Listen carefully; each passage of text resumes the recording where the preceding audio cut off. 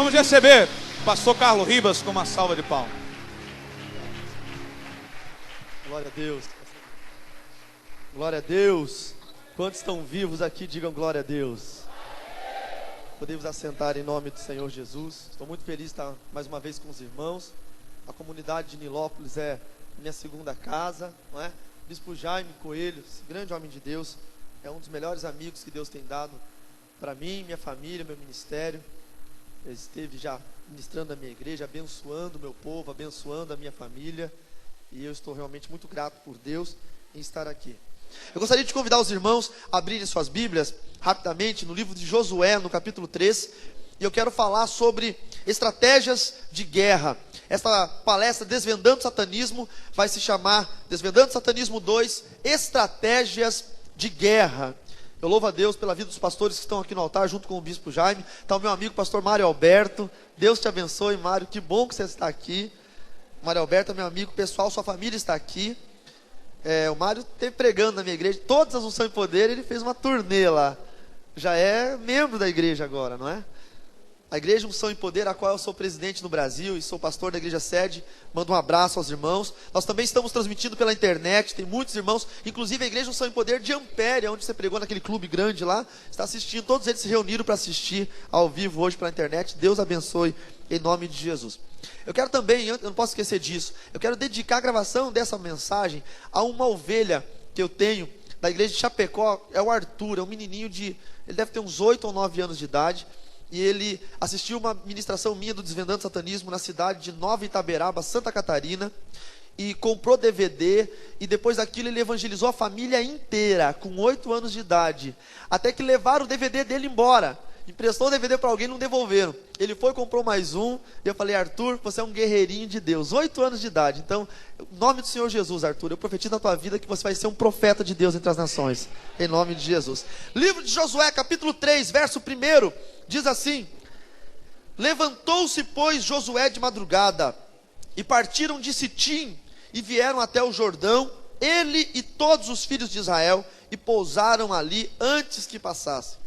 E sucedeu que ao fim de 3 dias, que os príncipes passaram pelo meio do arraial, e ordenaram ao povo, dizendo: quando virdes a arca do concerto do Senhor, vosso Deus, e que os sacerdotes levitas a levam, parti vós também do vosso lugar e seguia. Haja, contudo, distância entre vós e ela, como da medida de 2.000 côvados, e não vos chegueis a ela, para que saibais o caminho pelo qual haveis de ir, porquanto por este caminho nunca passastes antes. Disse Josué também ao povo: santificai-vos, porque amanhã fará o Senhor maravilha no meio de vós. Amém? Podemos assentar então em nome do Senhor Jesus. Eu quero iniciar esse treinamento de guerra com esse texto, porque Deus é um grande estrategista. Eu vejo em Deus estratégias tremendas para a igreja. Deus sempre buscou trazer em primeiro lugar estratégias para a igreja. Nós hoje vivemos um tempo de busca de milagres. Tem muitos louvores falando sobre milagres, tem muita música falando sobre milagres, mas o Senhor é um Deus de guerra, de estratégia. Quando Josué foi conquistar a cidade de Jericó, ele conquistou por estratégia de Deus. Primeiro porque era a pior cidade para ser conquistada, era a maior, a mais difícil, e a que ninguém havia conquistado antes. Então ele pensou: eu vou logo conquistar a pior cidade para ser conquistada, porque eu vou impor respeito sobre as demais cidades. E também porque ele sabia que junto com ele estava andando o exército de Deus. Quando Josué chegou perto daquela muralha, ele viu um homem chegando com uma espada. E ele perguntou: quem é o Senhor aí? É deles ou é dos nossos? E Deus, que estava ali teofanicamente representado, disse: eu me chamo Sar-Sabat Yehová, que significa o príncipe dos exércitos de Deus, um general de guerra. E eu entendo que hoje, a partir de hoje, na minha e na tua vida, Sar-Sabat Yehová, a partir de hoje, ele vai estar ao nosso lado, caminhando sempre, preparado para a batalha. Nós temos o costume de dizer, né: Senhor, vai na frente. O Senhor não vai na frente, o que foi na frente foi a arca do concerto, que era o sinal de Deus.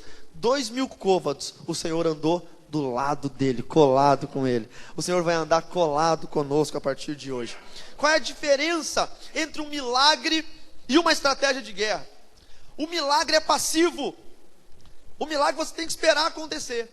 A estratégia não, a estratégia é ativa. E é por isso que nós estamos aqui, para aprender estratégias de Deus. O milagre é tão passivo que você depende dele e ele vai acontecer, vai te livrar de uma situação perigosa ou de um constrangimento, mas talvez nunca mais aquele milagre se repita na sua vida. Talvez o camarada era aleijado, foi curado por um milagre. Andou 10, 15, 20 anos, se desviou, teve um outro acidente, ficou aleijado de novo. Eu nunca ouvi falar que Deus curou de novo. Nunca ouvi falar, talvez tenha acontecido. Porque o milagre é passivo, a pessoa recebe, está livre e talvez nunca mais aconteça. Agora, a estratégia te dá o caminho para você nunca mais precisar passar por isso.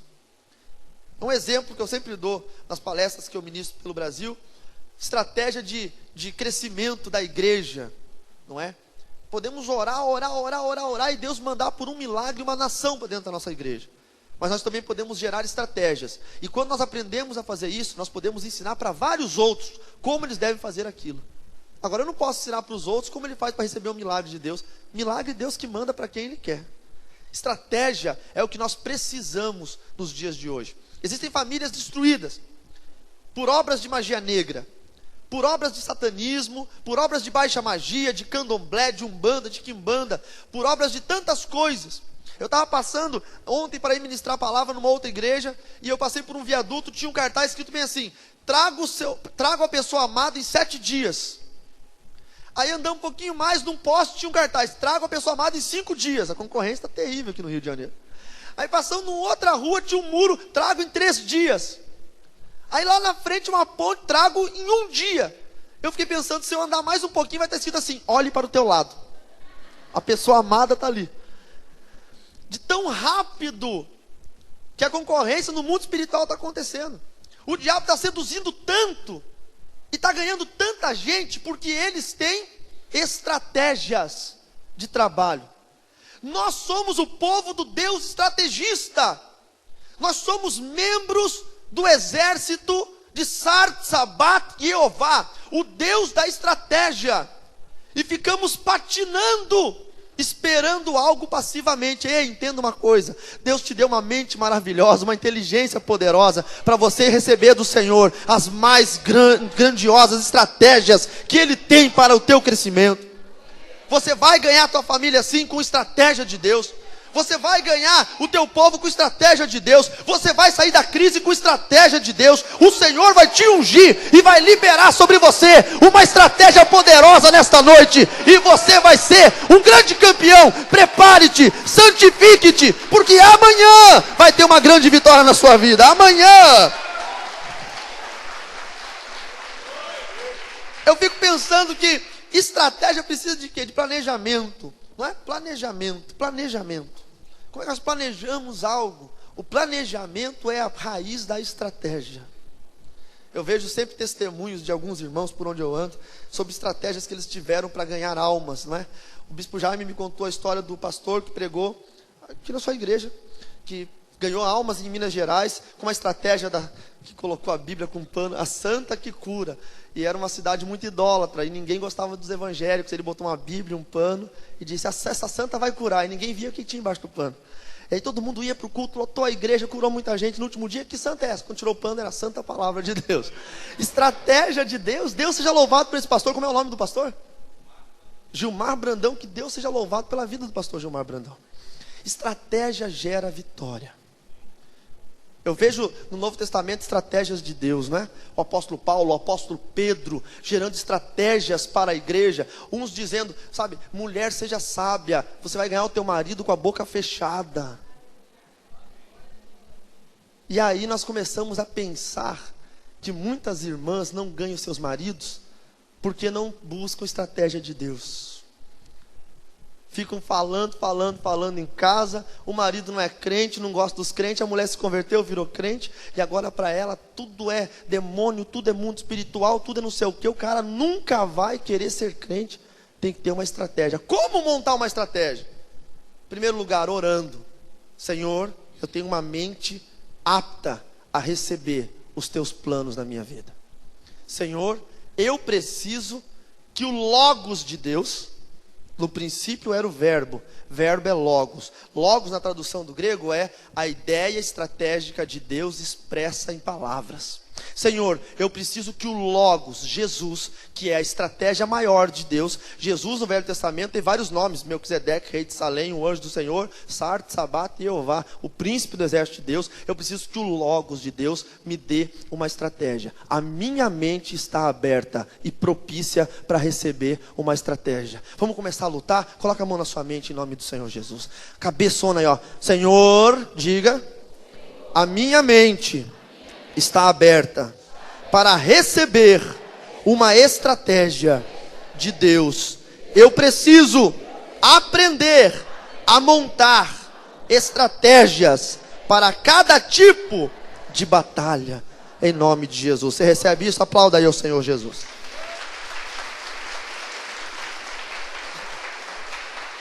Como é que eu posso montar uma estratégia se não for reconhecendo o tipo da batalha? Nenhum exército luta contra outro sem antes saber quem é o inimigo, quais são as armas que ele usa e que tipo de luta que ele empreende. Estratégia é formada por conhecimento do inimigo. E é por isso que eu estou aqui hoje. Porque você não precisou ser satanista para conhecer Satanás. Vocês lembram o que nós lemos aqui no texto de Josué? A arca vai na frente, 2.000 côvados. Ela vai tão longe que talvez muitos não consigam enxergar. Mas eles sabem que ela está indo na frente. Mas vocês vão seguir a arca para que possam saber o caminho que eu quero levar vocês. Deus permitiu que eu nascesse uma família satanista. Eu creio nisso porque quando eu leio vários textos da Bíblia, diz assim, ó: os gafanhotos, cortador, migrador, devorador, destruidor, o meu grande exército que eu mandei contra ti. A gente sempre pensa que demônio, gafanhoto, cortador, migrador, devorador, destruidor é do inferno, é do diabo. Deus fala na Bíblia que é o exército dele. Deus permite que alguma coisa aconteça para abençoar uma nação. Deus permitiu que eu nascesse numa família satanista. Me livrou da morte, me livrou de vícios. Irmãos, eu nasci em uma família que sempre bebeu, fumou, se drogou, fez de tudo errado. Eu nunca bebi, nunca fumei, nunca me droguei, nunca fui promíscuo. Nasci para ser crente. Só que andei até os 17 anos dentro do satanismo, fazendo rituais, vendo morte acontecer. Mas nunca me contaminei, por quê? Porque o Senhor tinha preparado algo. É uma presença de Deus na vida de alguém para levar você até o caminho que Deus preparou. A identificação do inimigo é o mais importante para você aprender a lutar. Qual que é a identificação do inimigo? Eu quero explanar para vocês como que aconteceu. No livro de Ezequiel, no capítulo 28, nós vemos como que foi gerado o mundo espiritual. Nós não conseguimos entender ou conceber Deus como ser incriado, né? Porque nós somos criados, nós nascemos e morremos, nós não conseguimos conceber a visão de como Deus é. Mas Deus gerou um exército para ele, um exército que nós chamamos de exército angelical. Neste exército angelical, ele colocou escalas de importância, ou seja, os primeiros anjos, os mais poderosos, eram os arcanjos, anjos de guerra. Arque significa primeiro ou príncipe. Eram os príncipes dos anjos, os melhores, os mais poderosos, os de guerra. Abaixo deles vinham os serafins, nós chamamos no português, que no idioma hebraico é saraf, abraseado de fogo, que eram os que ficavam imediatamente ao lado do trono de Deus. Abaixo dos serafins vinham os querubins, que nós chamamos de querubins, mas que se chamam querubos, porque eram mensageiros, transportavam a glória de Deus. E os querubins estavam abaixo. Querubins tinham 4 faces, né? Homem, leão, águia e bezerro. A grande verdade é que a face de homem não é de homem, porque o homem nem havia existido ainda. Era uma face angelical. Depois disso que nós, como seres humanos, fomos incorporar essa face que havia nos anjos dos céus. Eles não se moviam no seu próprio eixo. Eles andavam ou para a direita, ou para a esquerda, ou para a frente, ou para trás. Eles tinham 4 asas, com 2 delas cobriam os pés, e com 2 delas eles voavam. Esses eram os querubins. Abaixo deles haviam outros títulos de anjos, tronos, domínios, principados e potestades. E também diz em Efésios que há principados e potestades do inferno. Mas esse título vem dos céus. Quando Deus criou essas hostes angelicais, Ele precisou fazer o selo disso tudo, a assinatura de um artista. Então ele foi entre os querubins uma nação de anjos idênticos. E escolheu um. Era melhor do que os outros? Não era. Escolheu um, qualquer um. E tomou aquele anjo e levou até o seu santo monte e o ungiu. E quando Deus o ungiu, houve uma transformação sobre ele. Deixa eu me falar um pouquinho sobre o poder da unção. Um homem é um homem comum. Mas quando ele é ungido ao sacerdócio, a Bíblia fala que ele deixa de ser homem, ele passa a ser o anjo da igreja. A unção transforma e libera poder sobre a pessoa. A unção libera separação do mundo e do pecado e poder de ação. Aquele querubim, quando foi ungido, ele perdeu as 4 asas e ganhou uma capa de ouro com pedras preciosas. A lista das pedras preciosas está em Ezequiel 28. Diz que é rubi, diamante, berilo, jaspe, carbúnculo e tantas outras pedras preciosas. E diz o texto que foram criadas para ele naquele dia. O ouro também foi criado. Ele perdeu as 4 faces e ficou com uma face só. E ele começou a se movimentar livremente, parou de andar apenas para frente, para trás, para a direita e para a esquerda. E este querubim, que era agora ungido, ficou estabelecido sobre o santo monte de Deus. E foi chamado de o querubim da guarda ungido, estabelecido sobre o monte de Deus. Nas culturas pré-judaicas, havia um texto que dizia que o nome desse anjo era Satanael, guardião do monte santo. Nós sempre achamos que era Lúcifer que estava lá, mas o texto antigo diz Satanael, guardião do Monte Santo. O guardião do Monte Santo estava agora numa posição um pouquinho maior do que aquela que os querubins normais estavam. E ele tinha uma função, como diz em Isaías, ele pegava o louvor dos anjos e trazia até a presença da Trindade, do Pai, do Filho e do Espírito Santo. Só que esta função começou a trazer no coração dele um pouco de confusão. Por quê? Se você for lembrar, quem lê o livro de Jó, há um texto de Jó que diz assim: quando o Criador estava fazendo o mundo, havia as estrelas que cantavam como um coral, mas 2 estrelas da alva começaram a cantar alegremente, e aquele canto era tão divino que fez as demais estrelas se calarem. A Bíblia me diz que Satanás era uma estrela da manhã. Ah, como caiu a estrela da alva, diz o texto de Isaías. E também chama Jesus da brilhante estrela da manhã. Então o que acontecia era que o Pai, sentado no seu trono, ao lado da presença gloriosa do Espírito Santo, estavam criando o mundo espiritual. Porque Jesus foi utilizado na criação do mundo material. Eu já vou explicar para vocês. Nessa criação do mundo espiritual, Jesus e o querubim da guarda ungido, o anjo de confiança de Deus, o que foi estabelecido sobre o santo monte, estavam louvando a Deus. E era tão lindo que fazia os demais corais angelicais ficarem em silêncio. Satanás, que hoje nós conhecemos como o diabo, era um anjo muito próximo de Deus. E era amigo, entre aspas, de Jesus. E essa amizade, essa aproximação fez com que ele achasse que merecia também um pouco de louvor e de glória.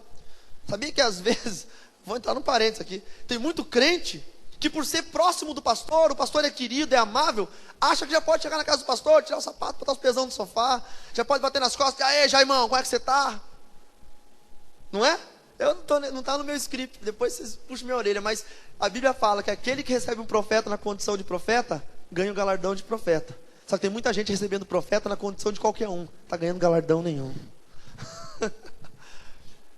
Satanás começou a achar, Satanael, começou a achar, não, eu sou bonito, eu tenho capa de ouro, eu tenho pedra preciosa, eu consigo andar, eu não conseguia, agora eu sou quase igual a Jesus. E ele começou a pegar a adoração, a maior moeda de compra e venda no mundo espiritual, o poder da adoração, que era para Deus somente, e começou a pegar para si.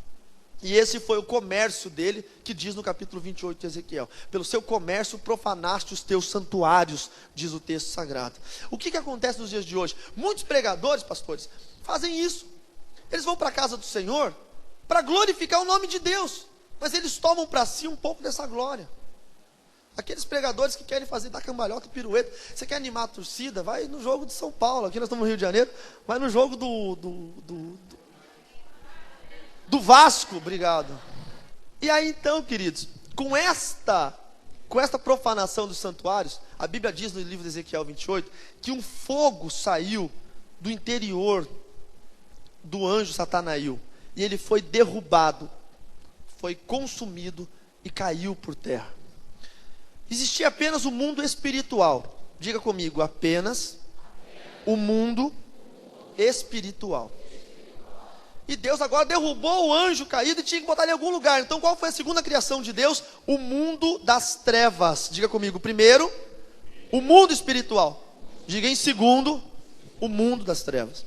Muita gente, por culturas, começaram a acreditar que o inferno era no centro da terra. É impossível o inferno ser debaixo da terra, porque ele foi criado antes mesmo que o planeta Terra fosse criado. Então o inferno, teoricamente ou tecnicamente se dizendo, ele está nos céus, abaixo do céu dos céus, que é onde está o trono de Deus, que o apóstolo Paulo disse, que subiu até o terceiro céu, ou o céu dos céus, e lá viu o trono de Deus. No livro de Ezequiel, do capítulo 1 ao capítulo 10, conta a experiência que Ezequiel teve com anjos, querubins, e teve a experiência sobre o firmamento. Capítulo 10 diz que ele viu o firmamento de Deus, o trono sobre o firmamento. Lá é o terceiro céu. Abaixo desse terceiro céu existe o inferno. Por isso que o nome inferno veio para nós, inférios, ou seja, abaixo, está abaixo do trono de Deus. E aí os demônios começaram a morar ali, junto com o comércio de Satanael. Ele derrubou 30%, 33% dos anjos do céu e formou então aquilo que nós chamamos hoje do reino infernal. São vários os demônios com vários nomes, e todos esses eu falo no meu primeiro DVD, o Desvendando o Satanismo. Formando o reino infernal, Deus precisou agora, não vou dizer o plano B, porque Deus é presciente, onisciente, embora Deus às vezes desligue, abstenha-se da sua onisciência e da sua onipresença, para ter prazer com o crente, para saber o que ele gosta, o que ele quer. Caso provado na Bíblia, no jardim do Éden, que diz que Deus descia todos os finais de tarde no jardim, andava com Adão, não é? Então ele não estava onipresente, ele desligava a onipresença só para ter prazer em andar com Adão, o seu filho amado. Mas Deus sabia que os anjos iam se rebelar. Por que Deus deixou que os anjos se rebelassem? Deus sempre dá uma opção. Esses dias atrás me perguntaram: pastor, por que Deus não impede Satanás de agir no mundo? Deus não é todo poderoso? Eu falei: meu irmão, Deus é todo poderoso. E Deus não pode impedir que Satanás jogue avião nas torres gêmeas, que faça terremoto, tsunami, não sei o quê. Eu falei: Deus pode fazer isso. E Deus não pode impedir o tráfico de droga? Deus pode impedir o tráfico de droga. E Deus não pode impedir matança, guerra? Deus pode. E Deus pode. Por que Deus não faz? Porque se Ele não fizer isso, nós vamos viver a eternidade inteira do lado de Satanás. Porque a Bíblia fala que no último dia Satanás vai ser julgado, e o inferno vai ser julgado. E se Deus impedir que Satanás erre o tempo todo, quando chegar no julgamento, ele vai falar: Satanás, vai para a eternidade, para o lago que arde de fogo e enxofre. Satanás vai dizer: mas eu nunca fiz nada de errado, o Senhor nunca deixou, eu nunca pude fazer nenhum mal, então eu estou salvo. Então a presença de Deus permite que nós sejamos aqueles que decidem se o mal vai acontecer ou não. Bin Laden jogou o avião lá no World Trade Center porque ele decidiu que o mal acontecesse através da vida dele. O camarada pegou e usou droga porque ele quis. A presença da droga foi opção dele, não foi opção de Deus. Quando criou-se o reino das trevas, Deus precisou criar um terceiro lugar, que é o reino material. Chegou nossa vez, o planeta Terra. Mas para criar o planeta Terra, teve que haver uma grande estratégia. É por isso que esse DVD se chama Estratégias de Guerra. Ele teve que formar uma raça, uma nação 2.0, né? Os anjos são a versão 1.0. Eles são espirituais, têm força, têm velocidade, são excelentes, e nós somos a versão melhorada dos anjos. Nós também somos espirituais, mas também temos corpo carnal. E nós também temos uma alma, que é o Nefesh, o Neshama de Deus, que é o sopro do Espírito Santo. Então Deus teve que criar um lugar para a gente. Começou a criar o planeta Terra. Primeira coisa que Ele criou foi o planeta Terra. Agora Deus precisa descer até o planeta Terra. E para Ele descer até o planeta Terra, Ele tem que passar pelo reino infernal, pelas trevas que Ele colocou aqueles anjos caídos. Então nós vemos no início, no Bereshit, no primeiro livro da Bíblia, não é? No princípio criou Deus os céus e a terra, e a terra estava, em umas versões diz, era sem forma e vazia, e havia trevas na face do abismo, e o Espírito de Deus pairava por sobre as águas. E disse Deus: haja luz, e houve luz. Só que nós vamos ver que a luz não foi criada no primeiro dia. A luz foi criada nos grandes luminares, o sol. Então, que luz era essa? A luz que ele criou foi um caminho espiritual do céu dos céus, do trono de Deus, passando pelo meio do reino infernal das trevas e chegando até a terra material, o reino material. Era o caminho que Deus abriu para que saísse da glória dele e chegasse até o reino que ele estava criando, sem ser tocado pelo reino espiritual das trevas. Esse é o haja luz. Eu não sei, vocês chamam esse louvor de agora há pouco de vários nomes, eu chamo de haja luz. Vocês chamam essa manifestação gostosa que nós sentimos, essa unção que nos fez pular e orar em línguas estranhas, de manifestação do Espírito Santo de Deus, eu chamo isso de haja luz. Você chama a tua fé de tantos nomes, eu chamo isso de haja luz. Por quê? Porque é da onde nós fazemos o caminho, o contato entre o nosso mundo físico até o mundo, o trono de Deus, o mundo espiritual, sem que os demônios possam interferir. Quando Daniel estava orando, houve um céu fechado. Era domínio, não é? De Belial, o principado do ar. Quando ele estava orando, o céu estava fechado. Provavelmente houve uma barricada ali no céu. E ele orou, jejuou tanto, que Deus enviou um anjo, um arcanjo, e esse arcanjo chegou até lá, os demônios da Pérsia, e rompeu com eles, e o caminho voltou a ficar aberto novamente. Existe um caminho aberto entre você e o trono de Deus. Jesus Cristo é o caminho, Ele é a luz do mundo. Quando Deus diz haja luz, Ele quis dizer haja Jesus Cristo, haja o caminho, aquele que impede que o inimigo faça com que suma as nossas orações da terra até o trono do Pai. Então, quando há o mundo, o trono de Deus, o mundo de Deus, onde os anjos estão, e o mundo da terra, o mundo físico, material, é aqui que os demônios querem impedir que a tua oração chegue a Deus. Mas é nesta ordem, Deus cria um caminho, e esse caminho faz com que nós possamos chegar até o Pai. As nossas orações serão respondidas. Você pode adorar a Deus? Quando nós entendemos isso, nós aprendemos várias coisas, entre elas, que não existe extraterrestre, viu, irmãos? Por quê? Porque foi criada a terra, a partir da terra foram criadas as estrelas. As estrelas também compreendem os planetas. Deus criou vida na terra. As estrelas são só para você pegar a tua esposa, tua namorada, ou teu namorado e falar assim: olha que bonito esse céu estrelado. Tem vida não. Se tivesse vida em outro planeta, você acha que os Estados Unidos, a China, sei lá quem, com tanto dinheiro que gastam, não iam ter pelo menos uma lasquinha de um disco voador para mostrar na mídia? Ah, mas tem extraterrestre escondido nos Estados Unidos. Vamos ser inteligentes. Os caras gastam bilhões de dólares. Quando eles encontrassem alguma coisa, a primeira coisa que eles iam fazer era mostrar para o mundo inteiro e dizer que eles eram melhores que os outros, não é?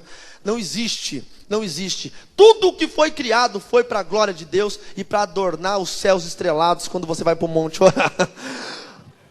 Não é?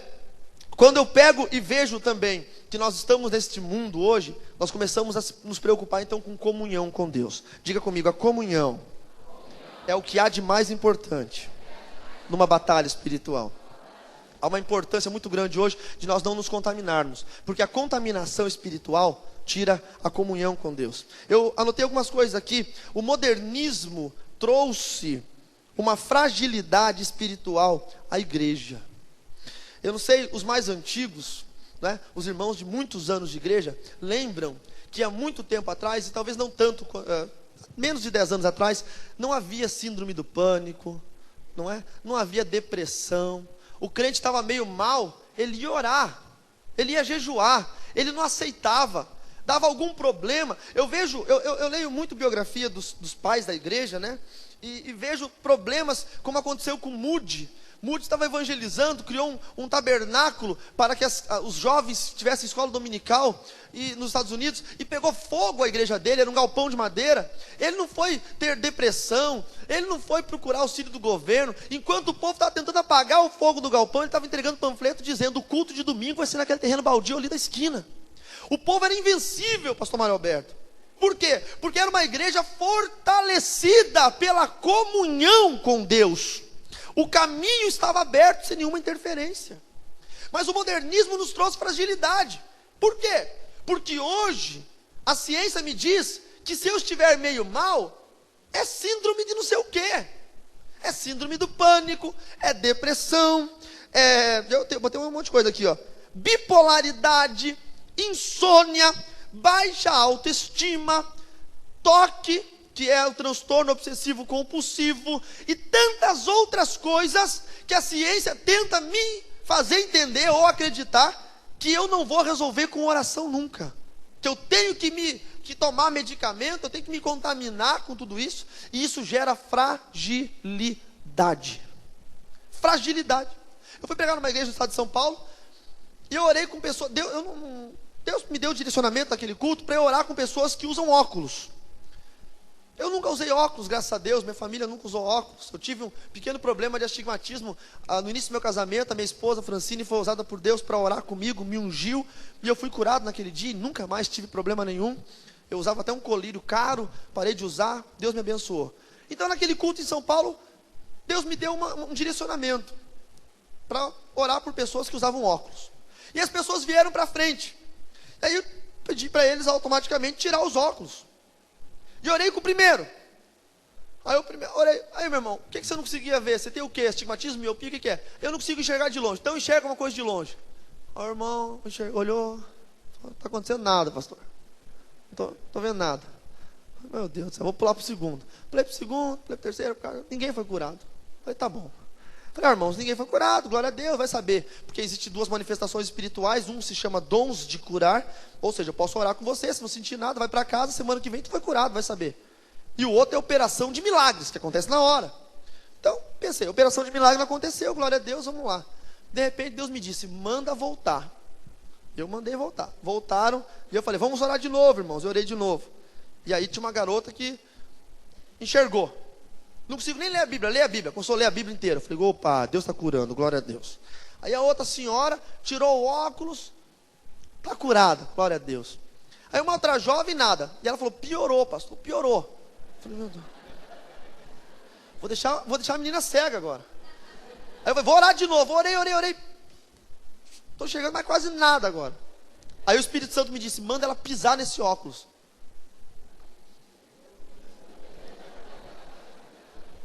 Eu falei, minha irmã, você tem fé? Tenho. Joga os óculos no chão e pisa nele que você vai ser curado. Você já pensou? Isso é uma estratégia de Deus. Não era minha estratégia, eu não sou louco. Porque se não for curada, eu vou ter que dar um óculos novo para ela. Mas Deus falou o meu coração, e se eu não sou homem de Deus para entender a voz do Senhor, então eu paro de trabalhar. E ela confiou tanto em mim, e ela falou, tá bom, pastor, é de Deus. Arrancou o óculos, pisou e plá, plá, plá. E cada pulada que ela dava no óculos, eu dava um glória a Deus, um aleluia. Vai com ela, Senhor. Aí ela fechou o olho, eu orei com ela de novo. Quando ela abriu o olho, ela estava enxergando bem para a glória de Deus. O que é isso? É estratégia espiritual. Existem fragilidades que se tornam pontos de apoio. Sabe por que talvez você não foi curado? Porque você recebeu a oração, mas não se livrou do medicamento.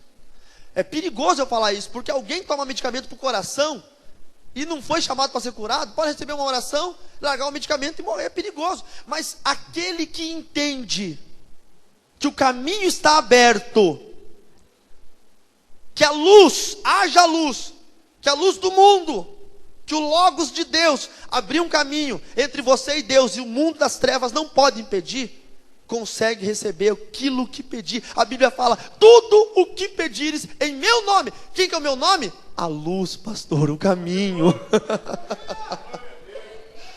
Recebereis, diz o Senhor. Quantos pontos de apoio nós temos em casa, queridos? O que é um ponto de apoio? Eu falei outro dia aqui, que é como um alpinista, que está escalando uma montanha, e ele prende o seu equipamento num pino na rocha, e coloca uma corda. Se o vento derrubar ele vai ficar de pendurado. Depois ele sobe e consegue terminar a sua escalada. Tem muitos demônios que trazem doença, trazem adultério, trazem infelicidade, miséria financeira, trazem infertilidade, trazem problemas espirituais, distúrbios, que estão amarrados a um ponto de apoio físico na casa das pessoas. Tem gente que tem, eu vou dar alguns exemplos de pontos de apoios físicos. Amuleto, né? O camarada é crente, se converteu, mas não larga aquele negocinho que é assim, ó, não sei o nome disso aqui. Figa. Não larga. Ah, mas foi minha avó que me deu, isso aqui é de prata italiana, não sei o que. Larga a figa, meu irmão.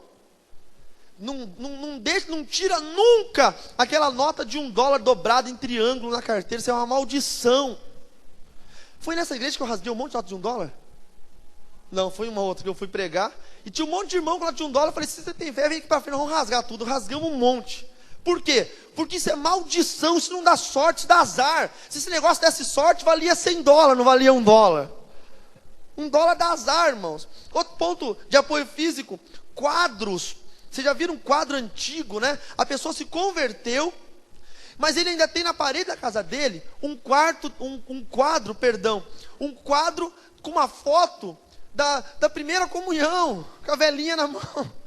Ou lá de quando ele era daquele outro lado. Ele tem ainda no álbum de foto dele, né? Ele agarrado, com cigarro na mão, agarrado com cerveja, abraçado, bêbado com o amigo dele. E é crente o abençoado. E hoje em dia tem o Orkut, meu Deus do céu. Se você for olhar o Orkut de crente, o álbum de foto, me converti, mas ainda tem foto das baladinhas. Cuidado, hein? Crente que gosta de balada, vai tomar uma balada. Roupas, eu fui na casa uma vez de uma senhora orar, e o Espírito Santo me levou a achar esses pontos de apoio. E eu vasculhei, com a permissão dela. Nunca se faz sem a permissão do dono da casa. Você pode ir para a cadeia. E eu, com a permissão do Espírito Santo, eu fui e revirei a casa inteira. E nada era contrário à vontade de Deus. E o Espírito Santo me dizendo, tem coisa. Mas Senhor, não acho, tem coisa, rapaz, procura bem. E de repente o Espírito Santo me disse, abre esse guarda-roupa. Tinha umas roupas de inverno, tal, umas blusas dobradas. E lá no fundo assim tinha uma camiseta, eu puxei, era uma lembrança de um parente dela, que viajou para essas cidades que tem santo, né, Aparecida e não sei o que lá mais, não me lembro que cidade era. E lá naquele guarda-roupa havia uma camiseta, um souvenir daquela cidade. Era um ponto de apoio físico que estava mantendo algumas manifestações demoníacas naquela casa. Festa de aniversário, não é? Alguém sabe por que você sopra vela no bolo de aniversário? Você já pararam para pensar na lógica disso? Aniversário, né? Bolo, velinha, aí, para que sopra vela em bolo de aniversário? Vocês já perceberam que vocês fazem coisas sem saber por que vocês fazem? O que a Bíblia diz? O meu povo tem perecido porque lhe falta conhecimento. Mas o resto, o versículo é grande. O resto do versículo diz assim: e tu, sacerdote, que rejeitaste o conhecimento, eu te rejeito como sacerdote, a tu e teus filhos, diz o texto. Então eu, como sacerdote, sou obrigado, eu sou sacerdote da igreja Unção e Poder, eu sou obrigado a vasculhar todos os costumes da minha igreja, e a buscar a luz da palavra de Deus, e a ensinar o meu povo, porque senão o meu sacerdócio está rejeitado, e os sacerdócios dos meus filhos vão estar rejeitados também. Por que é que eu estou aqui nessa noite? Porque o bispo Jaime está preocupado com isso. E ele falou: Ri, você é meu amigo, você vai me ajudar, nós vamos ministrar isso aqui na igreja, para que a igreja fique sabendo, é desvendando o satanismo, que nós aprendemos muitas coisas. Então é o sacerdote que está preocupado em que você aprenda. O bolo de aniversário foi inventado, isso é muito antigo no satanismo, mas foi inventado na Europa em adoração à deusa Diana, que ela era conhecida como a deusa da lua. Então o bolo no início ele era redondo e branco, simbolizando a lua cheia. Colocavam-se velas em cima do bolo, simbolizando a reflexão da luz do sol através da lua. E quando se sopravam as velas, dois simbolismos eram gerados. Isso é chamado de ritual da lua, um ritual satânico. Sopravam-se as velas. O primeiro simbolismo que era gerado, a partida de Diana para aquela lua que fica escura. Uns chamam de lua nova. É lua nova o nome? Não me lembro. A lua escurona, não é? Era a partida de Diana. Ele soprava as velinhas. E outro significado, outro simbolismo que era gerado pelo soprar as velas, era que a família que estava sendo a portadora deste ritual, estava se entregando ao domínio de Diana. Aí eu fico pensando, os evangélicos fazem bolo de aniversário, botam vela e sopram. Quem sopra a velhinha é o aniversariante. Aí o menininho, pequenininho, a menininha vai lá e sopra. O que você está fazendo com o teu filho? Você está entregando seu filho ao domínio de um demônio, sem nem saber.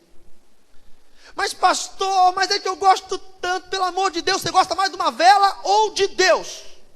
Você gosta mais de uma velinha que fica saindo com as faisquinhas, ou da verdade que liberta, João 8,32?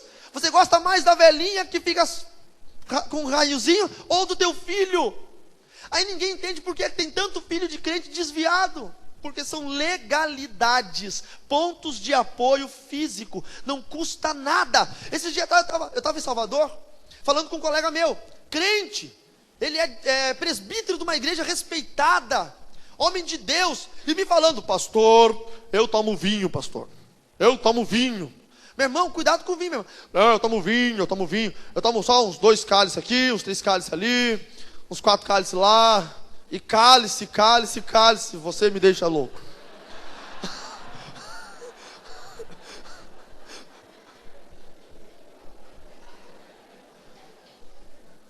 Eu falei, irmão, em nome de Jesus, irmão, o vinho é para dissolução, diz a Bíblia.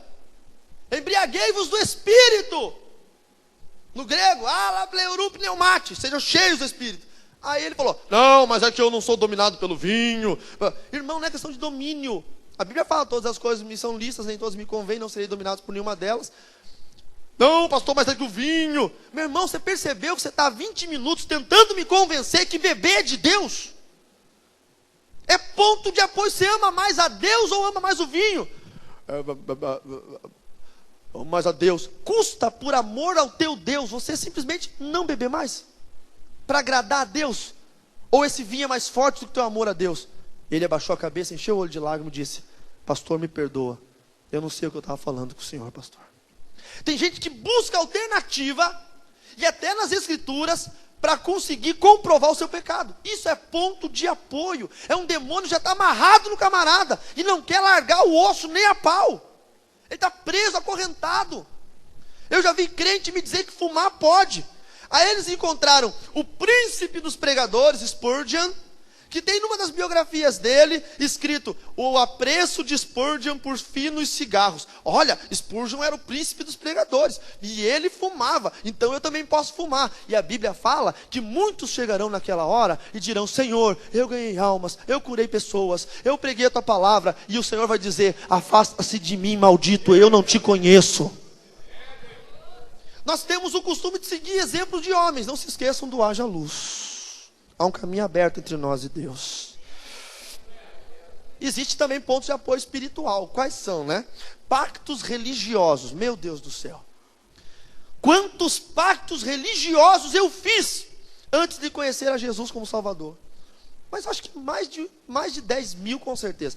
Em tantos anos que eu pertencia ao satanismo. Mas tem gente que fez pacto pior do que eu. Por quê? Porque eu quebrei todos eles na cruz do Calvário. Eu deixei consumado na cruz do Calvário. Tudo aquilo que eu fiz de errado, o Senhor Jesus lavou com o sangue dele. E nunca mais eu olhei para trás e tentei fazer. Não foi assim, ó, mais ou menos assim, ó. Me converti, mas é o costume, Sexta-feira Santa eu não vou comer carne. É o costume. Você se converteu? Se converteu. O costume ficou para trás. Você largou a tua vida passada.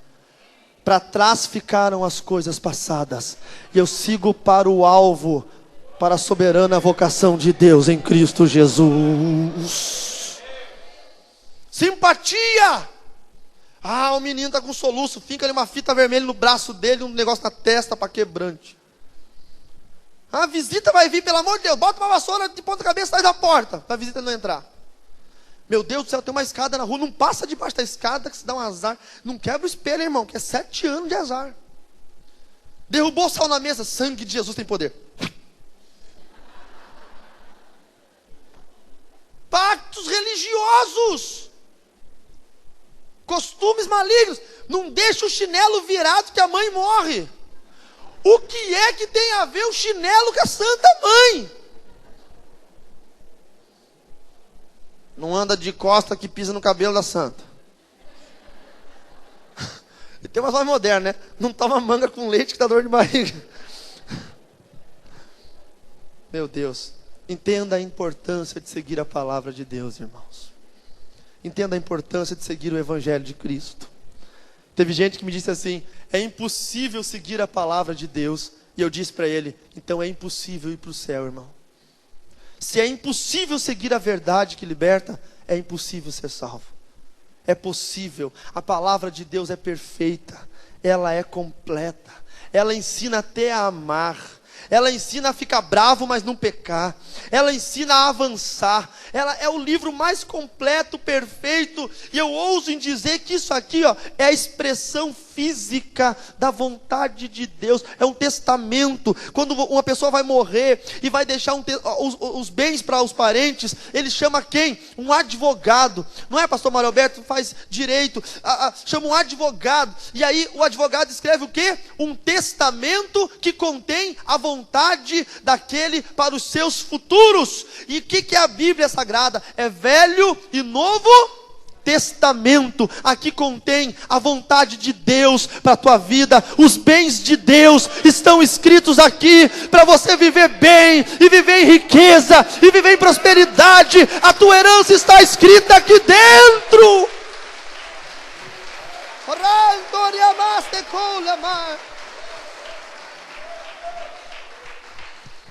Mas existem aqueles que não têm sensibilidade espiritual.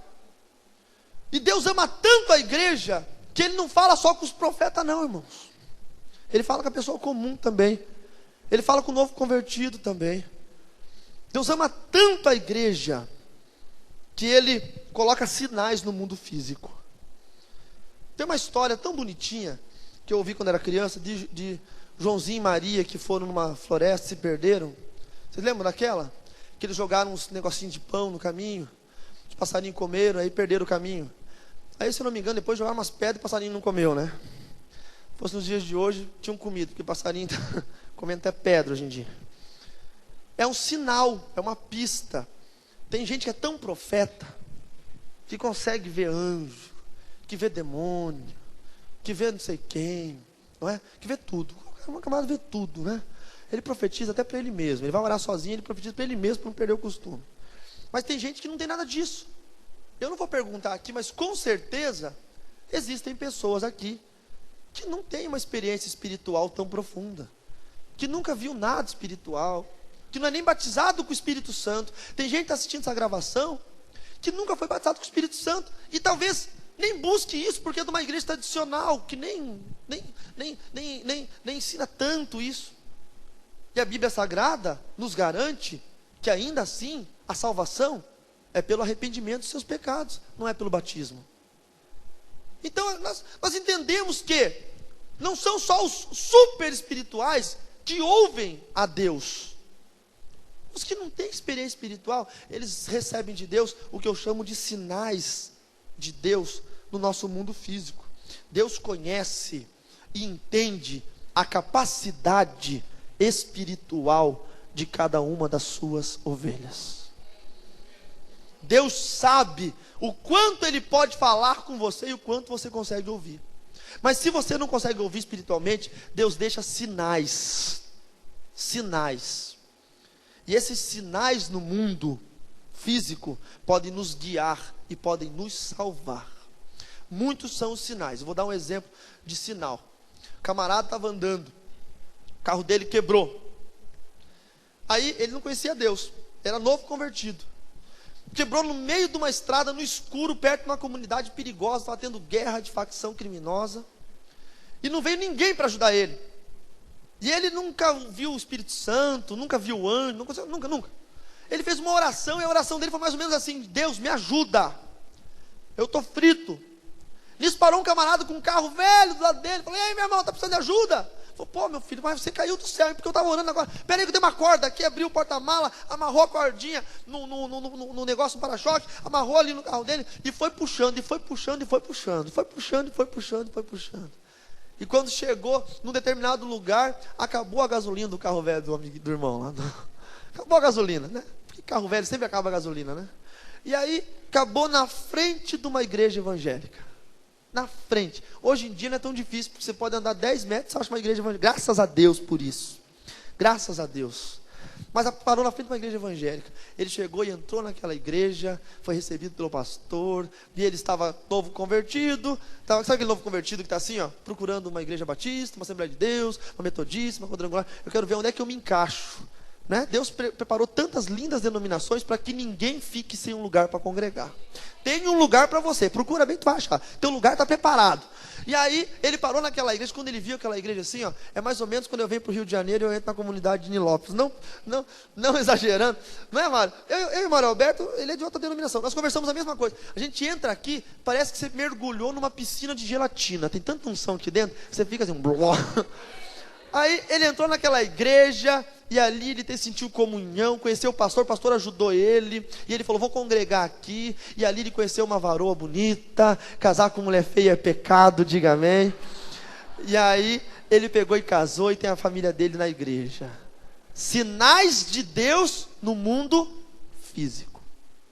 Eu vou contar um testemunho, outro testemunho de sinais de Deus. Teve um irmão numa campanha que eu fiz, eu devo ter contado isso, talvez aqui, eu conto em tantas igrejas isso, que ele fez uma campanha, e ele fez um voto financeiro numa campanha que eu estava ministrando, e ele queria um Gol bolinha branco, geração 3, isso foi alguns anos atrás. E ele fez o voto, era um voto alto para ele, e ele colocou no voto lá que ele queria um Gol branco, bolinha, aquele Gol bolinha branco, né, geração 3, e beleza. No outro dia ele foi no mercado, ele tinha uns 450, 480 reais, fazer uma comprinha para a casa dele. E ele chegou no mercado, ele viu um cartaz de uma marca de biscoito. E estava escrito assim, ó, compre tantos biscoitos, tantos pacotes de biscoito, ganhe um cupom e concorra a 5 automóveis 0 km.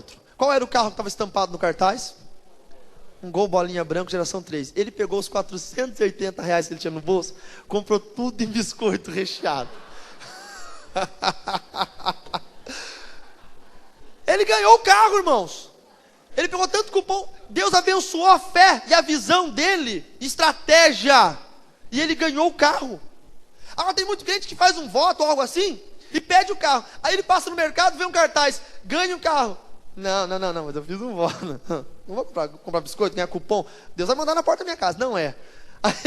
Aí ele passa a vida numa concessionária, está escrito assim, ó, dê 100 reais de entrada e paga em 38 mil vezes de 50 por mês, o Gol bolinha branca. Não, eu consigo pagar isso, mas não é Deus falando comigo. Deus está dando sinais para você. Abra os teus olhos espirituais para as coisas que Deus quer te mostrar, amém, queridos? Existem também sinais para você entender o diabo atacando a tua vida. Existem muitos sinais para isso. Né? Por exemplo, nós vamos ter agora uma vitória para o Brasil, que é a Copa do Mundo de 2014, não é isso? É uma vitória para o Brasil, investimento e não sei o que lá mais. Mas vocês já viram o logo oficial da Copa do Mundo de 2014? Vocês viram já?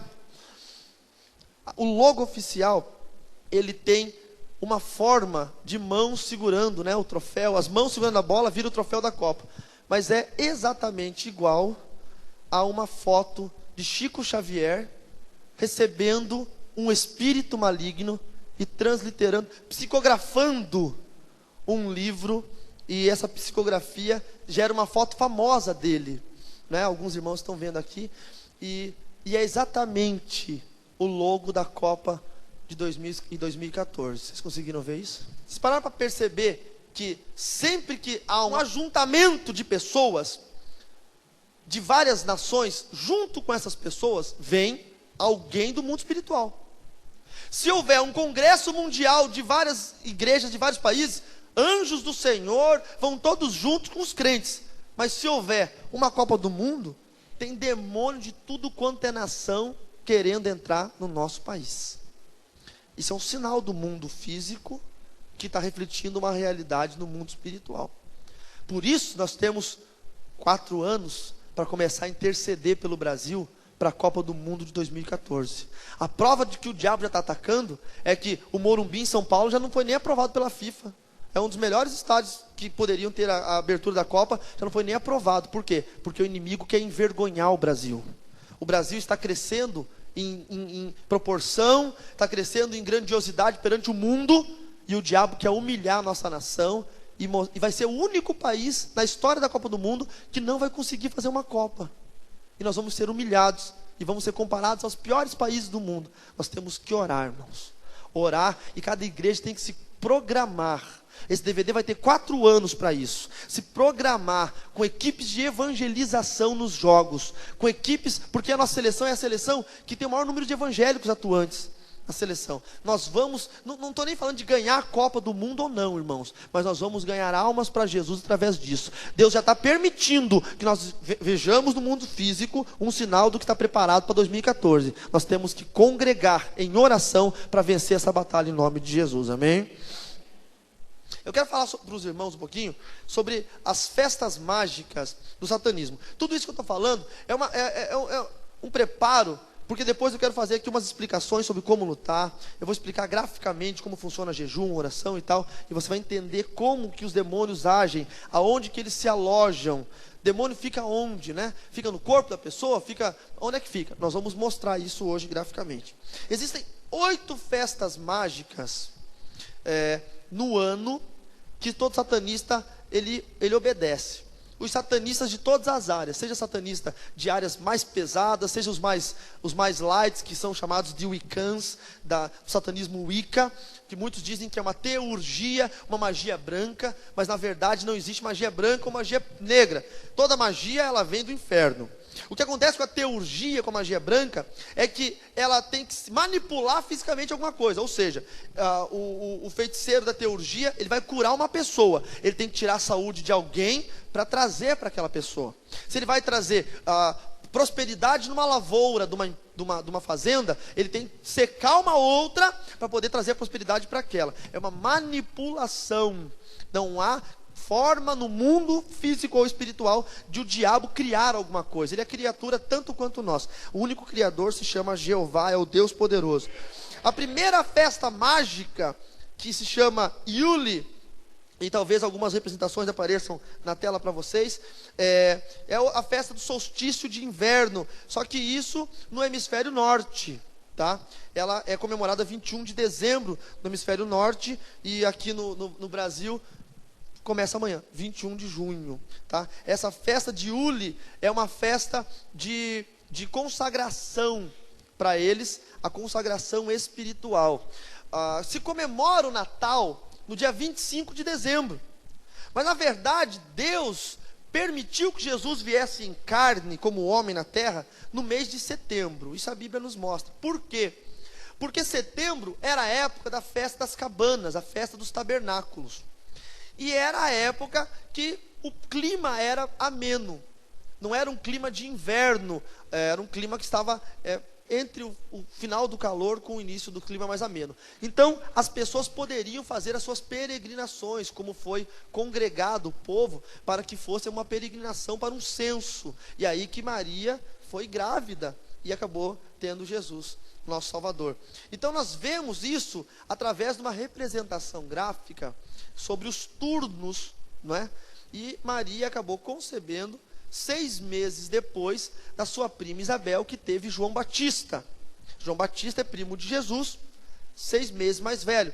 E João Batista era filho de um sacerdote, Zacarias, que trabalhava no templo no turno de Abias. Então nós temos umas informações bíblicas que nos fazem entender que Jesus nasceu no mês de setembro. Então por que é que nós comemoramos o Natal no dia 25 de dezembro? Por que é 25 de dezembro? Uns vão dizer que é comércio, outros vão dizer que é porque é uma tradição, e bababá, e babá. Vou te explicar o porquê. Houve, no princípio da era, né, nas dispensações de Deus, a primeira inocência, a consciência, a segunda, no governo humano, houve um homem chamado Nimrod. Nimrod foi um exímio caçador, e ele foi um homem que desobedeceu à vontade de Deus. Deus disse assim, espalhai pela terra, vão cada um para um lado e se multipliquem pela terra. Ele falou assim, vamos nos ajuntar e vamos fazer cidades. Nimrod fundou a cidade chamada Babel, Babilônia. Nimrod, ele era casado com sua mãe, Semíramis, que era uma feiticeira pagã. Nimrod engravidou a mãe Semíramis. Enquanto a mãe estava grávida, Nimrod morreu. Com a morte dele, Semíramis teve uma visão de que Nimrod haveria de ressuscitar incorporado no seu filho que estava no ventre, que ela deu o nome de Tamuz. que depois acabou sendo um dos nomes dos meses do calendário hebraico, e acabou sendo ele um grande rei daquela região. A visão que ela teve foi que havia um pinheiro morto, caído no chão, já apodrecido, que era o corpo de Nimrod, mas que desse pinheiro morto, nascia um pinheiro novo e pequeno, e nesse pinheiro pequeno, se penduravam ali, colocavam cerejas vermelhas, que era a fruta preferida de Nimrod. Ela entendeu então que era a alma de Nimrod que estava entrando naquele pinheirinho, e as pessoas traziam presentes e depositavam embaixo daquele pinheiro. É a representação da árvore de Natal. Que dia que Tamuz nasceu? 25 de dezembro. Tamuz foi chamado de o Deus Sol. Por muitos anos, centenas de anos, ele foi chamado de o Deus Sol. Quando a Igreja Católica indexou o império, era um império religioso e político, com esta indexação religiosa e política, houve a necessidade de que se agregasse costumes e ideologias de outros povos, de outras religiões, para que se somasse no império. Então, muitas das práticas que são vistas hoje, são práticas pagãs. Por exemplo, comemoração do Natal no dia 25 de dezembro, porque havia uma festa entre os celtas, que era a festa de Uli, e essa festa de Uli comemorava o Deus Sol, Tamuz, e essa festa, ela era no dia 25 de dezembro, então era o Deus deles, e a igreja pensou, por que nós vamos comemorar então o nascimento, a data natalícia do nosso Salvador, vamos comemorar junto com eles, porque aí eles se juntam com a gente, e nós temos poderio de império, então no dia 25 de dezembro acabou sendo comemorado o dia do Natal. Atenção, irmãos, alguns irmãos vão perguntar, pastor Carlos Ribas, o senhor que tem esse conhecimento, que praticou isso, que entendeu, e muitos foram os anos que no dia 25 de dezembro, nós honrávamos vários demônios, inclusive Tamuz. O senhor hoje continua comemorando o Natal na sua igreja dia 25 de dezembro? Continuo. Por quê, pastor? Por um simples motivo, evangelização. Se eu quiser criar uma loucura na minha cidade, não, a igreja Unção em Poder comemora o Natal em setembro. Você já pensou como é que nós vamos ganhar alma para Jesus? De que jeito? Aí as crianças da minha igreja, é uma estratégia de Deus, quantos entendem isso? Aí as crianças da minha igreja vão chegar no colégio, na época do Natal, e vão falar, isso aí é do diabo, isso aí não vem de Deus, sei o quê? Eu comemoro o Natal em setembro. E as crianças que não são crentes ainda, que nós queremos ganhá-las para Jesus, vão falar, ui, que chata a sua igreja, essa igreja não tem Natal, essa igreja não sei o quê.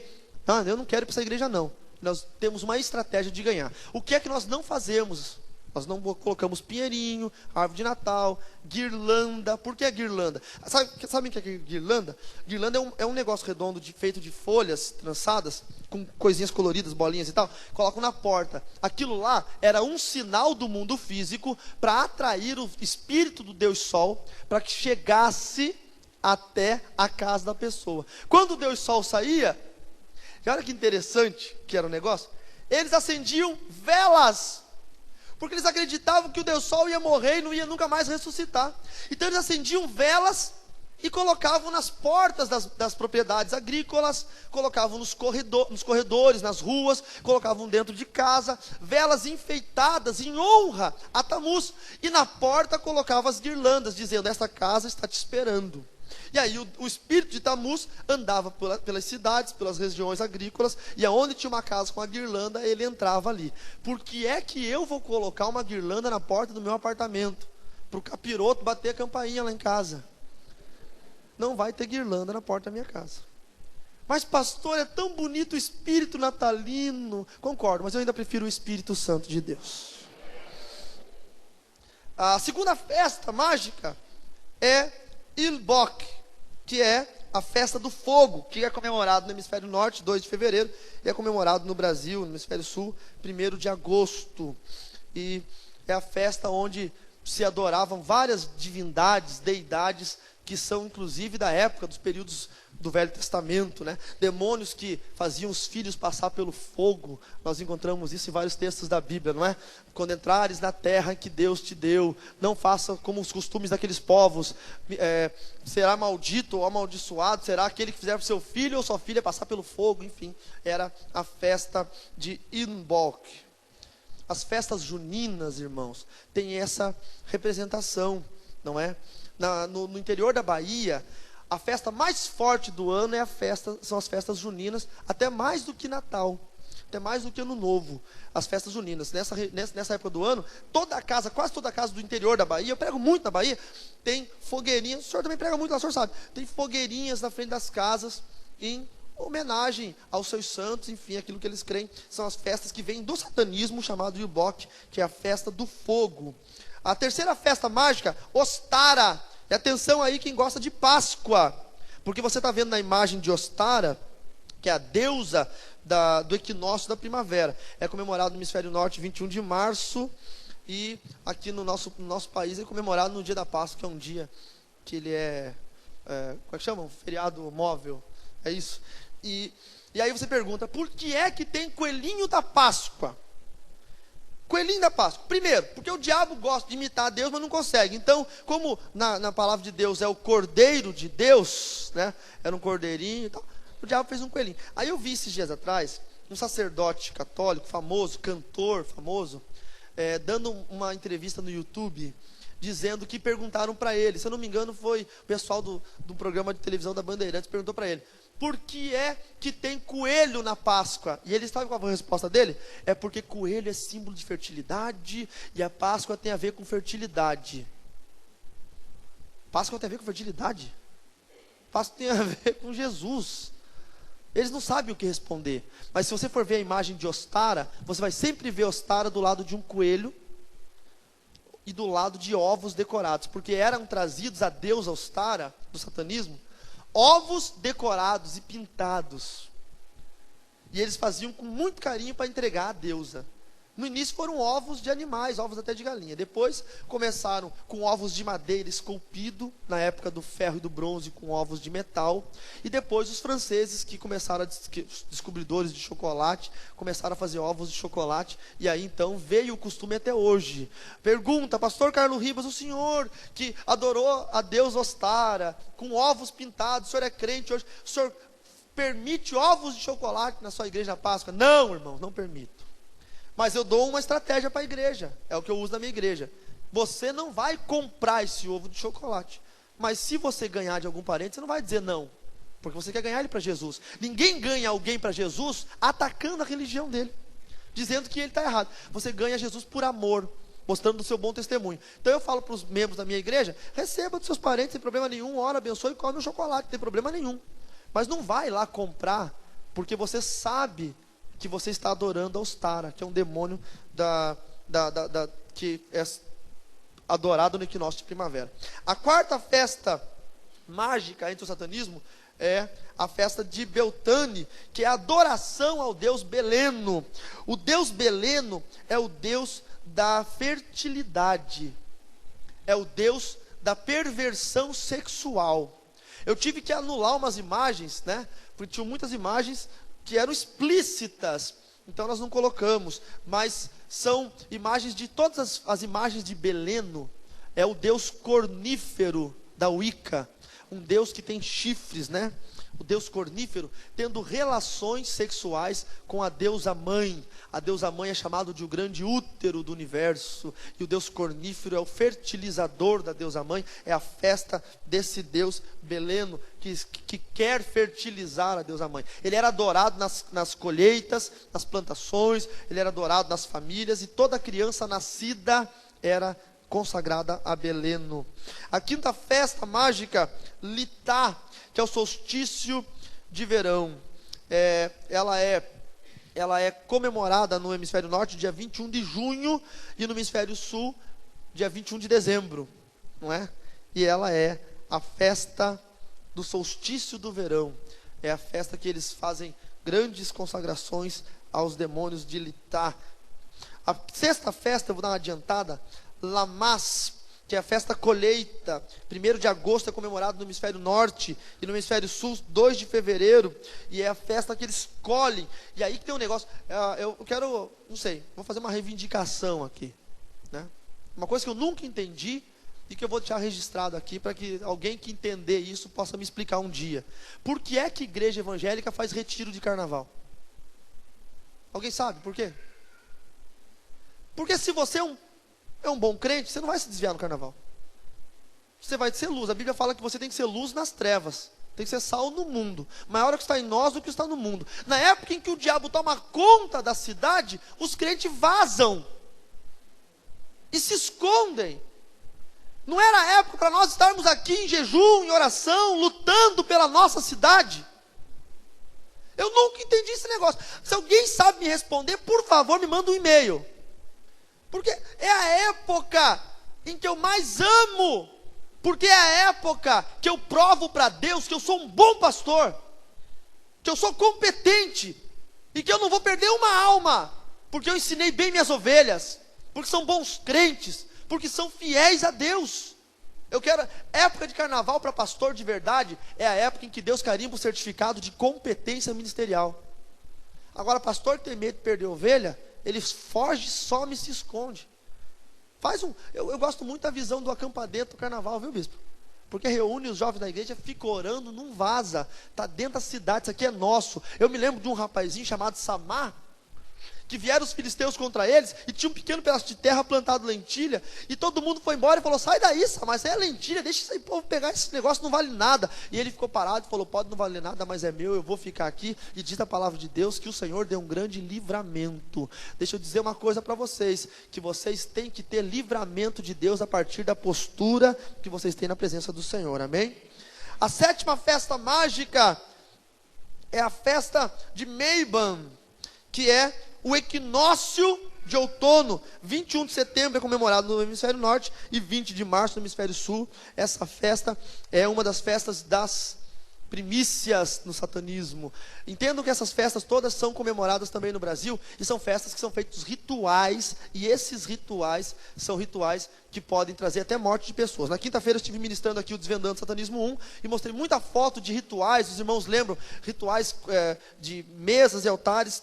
São várias fotos dessas festas. E a 8ª festa, a festa de Soen, que é o dia em que os mortos e os demônios aparecem, tá? Dentro do satanismo é o dia em que os elfos e os duendes aparecem. Mas elfo e duende nada mais é do que demônio. É comemorado no dia 31 de outubro no hemisfério norte, chamado de Halloween.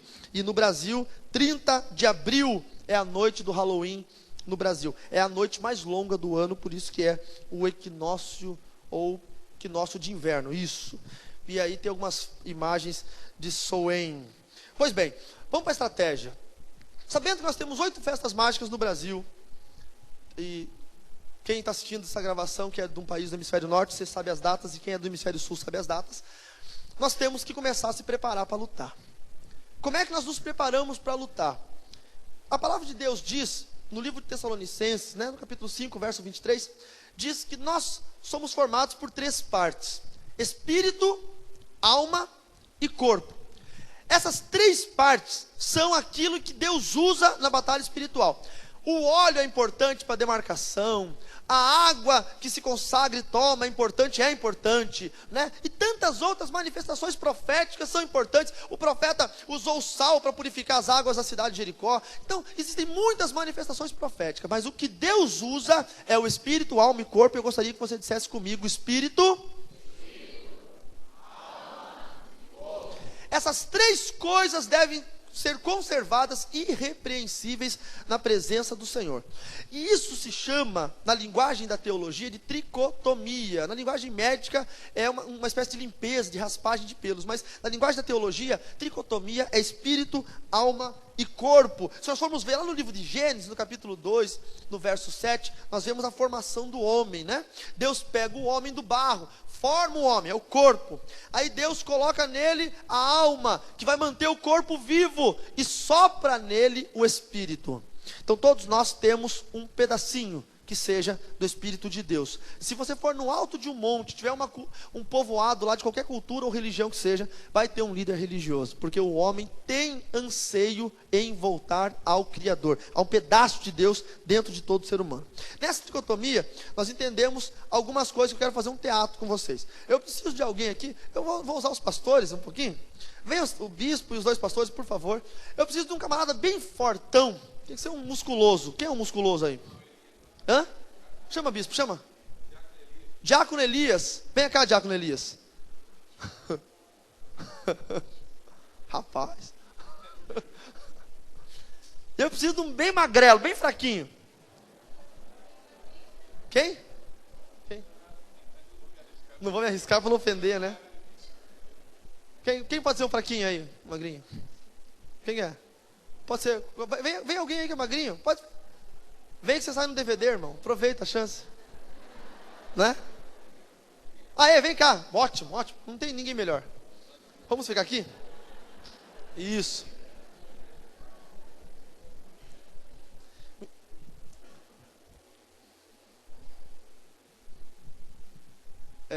Eu vou usar os irmãos aqui como exemplo, amém, irmãos? Então, qualquer uma das posições que os irmãos vão representar no meu teatrinho, está anulado qualquer maldição em nome de Jesus, amém? Concordam comigo? Amém. Então eu vou usar o Bispo Jaime para ser o diabo, tá bom? Mas é uma estratégia, por quê? Porque eu conheço o Bispo Jaime, na intimidade da casa dele. Eu sei que ele é um homem que ora, que jejua, e sei que ele está apto, que não vai ser retalhado, porque ele é um homem de Deus. Não que os demais não sejam, mas é uma questão de proteção. Eu vou usar aqui, tá? Fica aqui então, por favor. Eu sei que ele deve estar pensando, o Rivas me paga quando chegar ali. Eu sei que ele está ali, o Rivas me paga. O homem é formado por espírito, alma e corpo. A alma e o corpo é indivisível, ou seja, tem um exemplo da lâmpada, não é? Que a energia elétrica, a luminosidade e a parte física, filamento. A alma é o que faz o corpo funcionar. Quando a pessoa morre, a alma se desfaz. A pessoa morreu. O corpo vira pó e o espírito volta para Deus. Então, eu vou pegar. Quem de vocês pode ser puxado, amassado, apertado? Pastor, o senhor pode? O senhor tem algum problema nos ombros, braço, articulação? Tem alguma cirurgia? Nada? Tem? Não pode? Você pode, Mário? Você vai ser o ser humano, então. Bem. O pastor Mário Alberto, meu amigo, ele é o corpo e a alma. Tá bom, irmãos? Bom, nesse caso na verdade, vai ser o corpo e a alma, tá certo? O diácono Elias vai ser o espírito dele. Pega na mãozinha dele, diácono Elias, do pastor aqui. Isso. É mais ou menos assim, vem pra cá um pouquinho, queridão. Mais ou menos assim que nós veríamos, se nós tivéssemos uma visão espiritual. O corpo e a alma e o espírito, não é? O espírito é divisível, ou seja, quando o Senhor quer tomar o espírito da pessoa e levar ele em algum lugar e lhe mostrar alguma coisa, nós chamamos de revelação, não é? Deus toma o espírito dele e leva lá. A minha esposa teve uma revelação uma vez, nós estávamos dormindo, ela teve um sonho, e ela sonhou que o espírito dela saiu de casa e viu a casa da mãe dela de cima, e viu um ladrão entrando no terreno, e ela ligou para a mãe dela, e a mãe dela disse, realmente alguém entrou aqui no terreno. Só que na verdade ela não teve um sonho. Deus pegou o espírito dela, levou lá, mostrou e fez com que ela soubesse o que estava acontecendo. Os satanistas usam essa artimanha através de demônios. E se chama projecionismo ou viagem astral.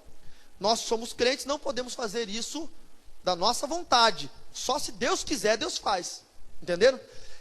O pastor Mário Alberto é um santo homem de Deus, ele é crente. Então, o espírito dele vai ser ligado a Deus.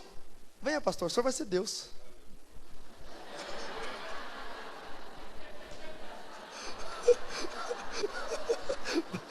Pega ali, Deus, pega ali na mão dele. Então, você viu que o diabo já está com inveja, né? Você viu que o diabo já está atacando. Está se levantando. Vai cair em nome de Jesus. Vai cair, irmão, em nome de Jesus. Então é mais ou menos assim, ó. É gostoso demais, né? Ser crente é bom demais. O pastor Mário Alberto aqui, ele é o corpo e a alma, e esse aqui é o espírito do Mário Alberto, estão vendo? O homem está jejuando, irmãos, o espírito dele é forte. E está ligado a Deus. Se Deus quer falar com... Vocês já vão entender o que esse irmão está fazendo aqui, já vai. É porque estão pensando, é o diabo, é o corpo, a alma, é o espírito...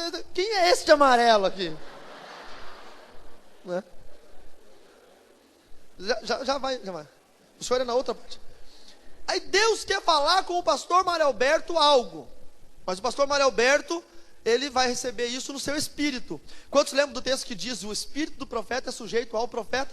Aí Deus fala numa linguagem espiritual, porque esse aqui é espírito e Deus é espírito. O apóstolo Paulo disse em Coríntios 13, poeticamente e profeticamente, ainda que eu falasse a língua dos homens e dos anjos, língua dos anjos, é o que nós chamamos de poliglossolalia, variedade de línguas, línguas estranhas.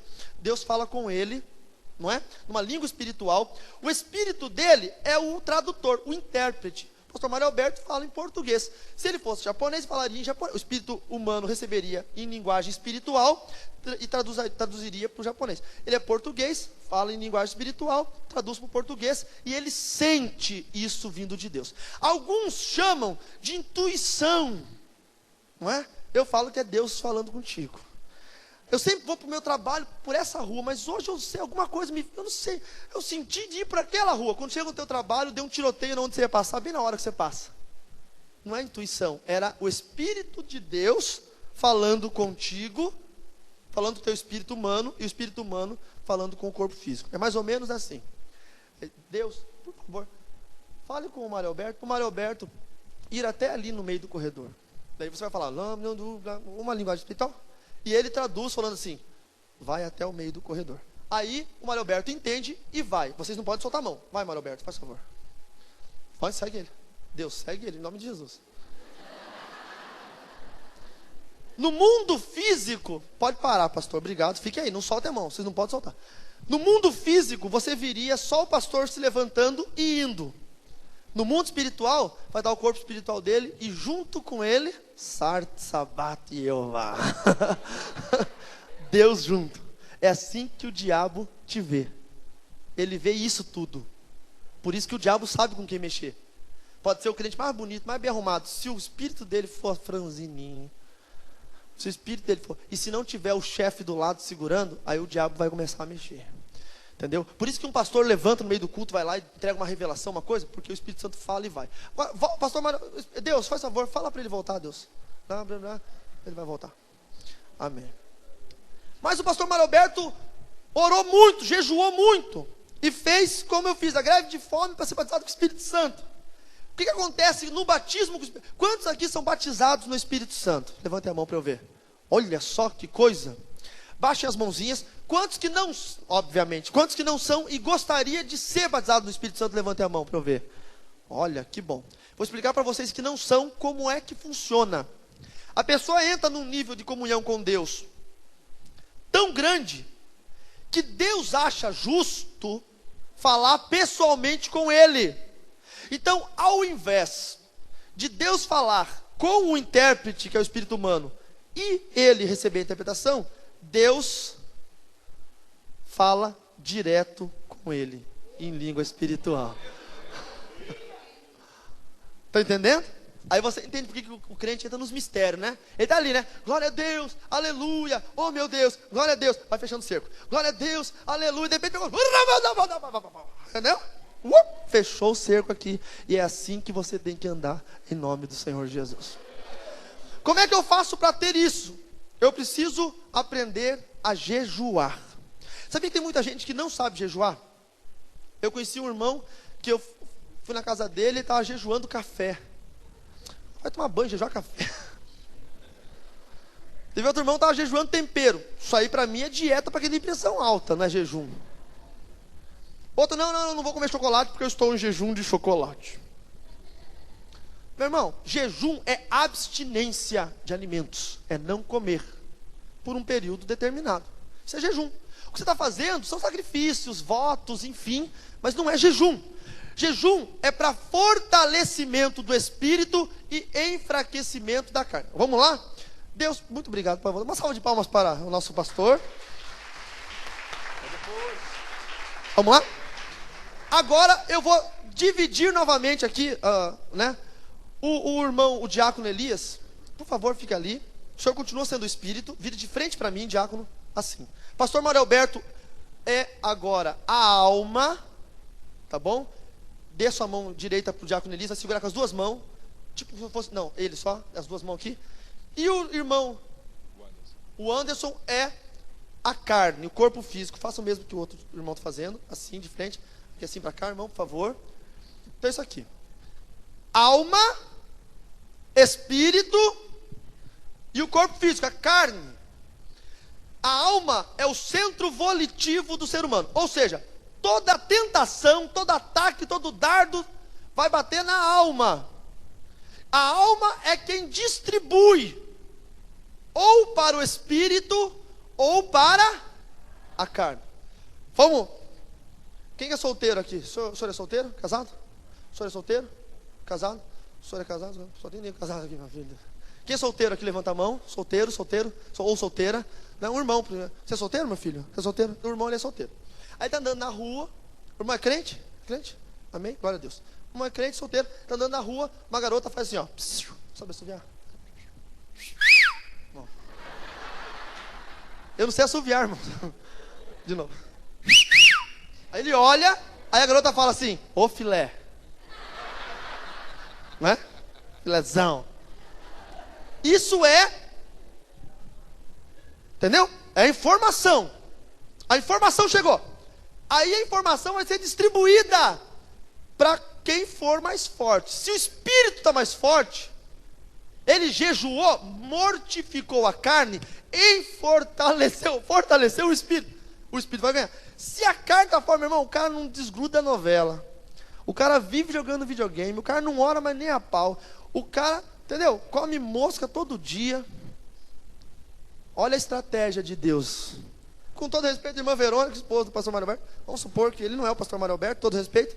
Aí veio a irmã Verônica, não é casada contigo. A irmã Verônica olhou para você e falou assim: não sei assoviar, caramba. Sabe assoviar? E falou: ô filé. Quando bateu o filé, meu filho, quem é que está mais forte, o espírito ou a carne? Ele já olha e fala: você também. Se o cara mordeu o beicinho de baixo, irmãos, está na carne. Está na carne. Crente que morde o beicinho de baixo está na carne. Você já, ó o sinal. Ó, mordeu o beicinho, já era. Não é?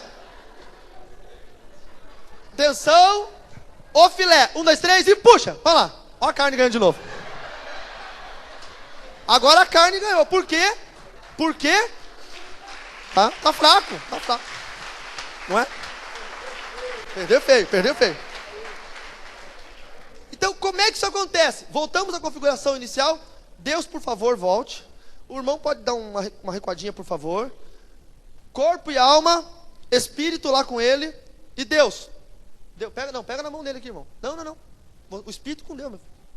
Aí, pronto. Corpo e alma, espírito e Deus. E ele está enfraquecido. E aí o enfraquecimento gera ponto de apoio. Exemplo, ele vai numa festa com o rapaziada da empresa dele. E lá na festa está tomando cerveja. E aí o cara fala assim, ó, bebe uma cerveja aí. Não, eu sou crente. É a resposta. Mas qual que é, rapaz? Vai escandalizar os meninos aqui do departamento. Eles vão ficar pensando que você é um careta. Toma um golinho não faz mal a ninguém. Jesus transformou água em vinho. Qual é? Você é crente, você não lê a Bíblia, não? Aí, toma uma cerveja. Ele pensa, é mesmo, para que eu vou escandalizar? Tem cara que é assim. Eu fui pregar numa igreja que o irmão foi dar testemunho de 1 ano de convertido. E ele falou no púlpito, há 1 ano atrás, uma hora dessa, eu estava no bar. Aí ele fechou o olho e ficou tomando uma cervejinha, comendo um torresminho. Mas me converti, tô aqui hoje, amém, glória a Deus. Aí o camarada tá quase. E aí quando ele bebe a cerveja, ele gerou um pacto involuntário, perdeu a comunhão, porque a Bíblia fala que o pecado traz separação entre o homem e Deus. Vem, capiroto.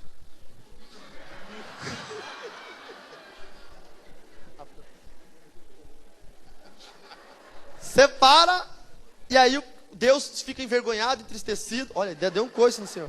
Fica de costas, pastor. E fica agora o cão. Eu só quero abrir um parênteses aqui, irmãos. Um parênteses aqui. O pastor Mário Alberto torce pro Flamengo e ele torce pro Vasco. Só pra vocês entenderem. Só que tem um detalhe. Qual é a voz que o corpo e a alma escutam? Do espírito dele mesmo. Então, se Deus falar com o espírito dele, ou se o diabo falar com o espírito dele, ele vai ouvir sempre a mesma voz, que é a voz do espírito humano. Então agora o diabo muito sutilmente começa a falar com ele. E o diabo fala coisas boas, por exemplo, vai orar, entendeu? Aí ele, vai orar, tô crente ainda, tomei cerveja, não aconteceu nada, tô crente, tô com a vontade de orar. Estou até mais manso para orar. Estou até mais mole agora. Estou com vontade de orar. Estou até mais alegre. Na hora do louvor. Rapaz, você já estava ouvindo um crente fedendo cachaça. Falei, oh meu Deus, mas era o mais animado no louvor, era ele. Era o diabo falando, vai pular, rapaz. E ele pensa que não tem problema nenhum. Quantos estão entendendo a estratégia do diabo? Estão entendendo isso?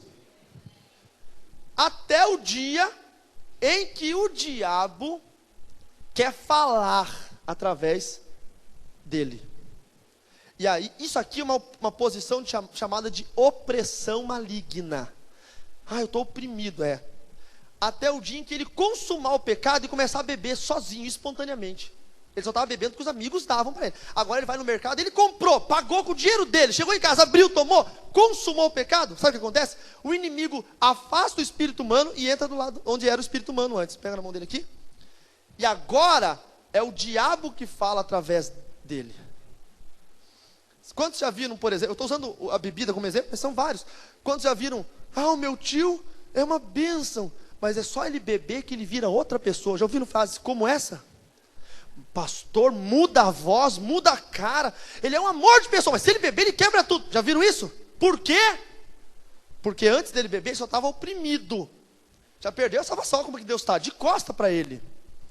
Mas quando ele bebe, o demônio entra nele. E agora quem está falando é Satanás. São as hostes abaixo de Satanás que estão falando. Isso é possessão demoníaca. Estão entendendo como é que o inimigo age? Como é que se ganha uma guerra? Com estratégia. E a estratégia começa com conhecimento do inimigo. Agora tem gente que ora, né? Vou dar um exemplo. Volta na posição de opressão, por favor.